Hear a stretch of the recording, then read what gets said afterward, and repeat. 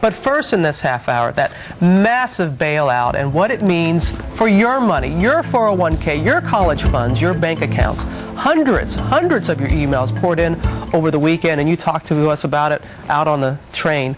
We want to know what the crisis means for ordinary Americans. For answers to those questions, just a moment ago I spoke with FDIC Chairwoman Sheila Bair and financial radio talk show host Dave Ramsey in Nashville, Tennessee.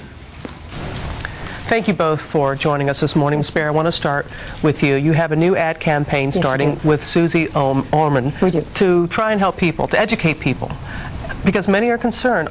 Is their money safe in American banks? Right. Yes, their money is safe. We want them to make sure that they stay below our coverage limits, which is why we launched this public service announcement campaign with Susie Orman.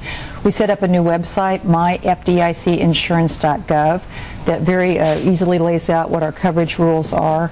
And the basic rule is $100,000 per institution, another $250,000 for an IRA account. If you're below those basic limits, you're fine. You don't need to worry about it. If you're over those basic limits, we suggest that you go to the website. There are ways through account structuring that you can get significantly more than $100,000 per institution, but we'd like you to go on this website to make sure you're What about covered. Joint accounts?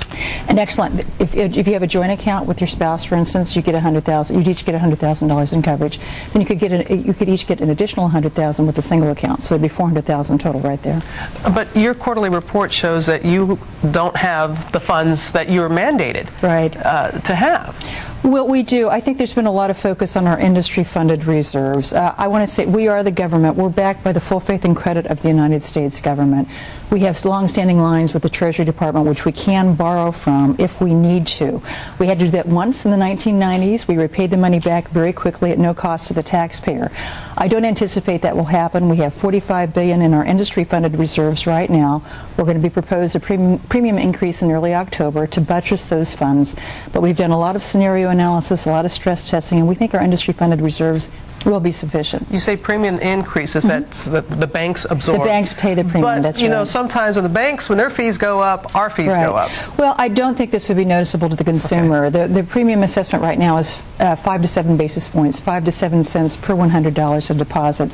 The type of increase that we're talking about, we have nearly 8,500 banks. There's a lot of banks to spread this around. I don't think it will be noticeable to the consumer. And it's up to the banks to pay, not the consumer. Okay, Dave, let's try and save some folks some money. I know that you don't own a credit card, but many Americans, that's not a reality for them. So how can they go about saving in this economy?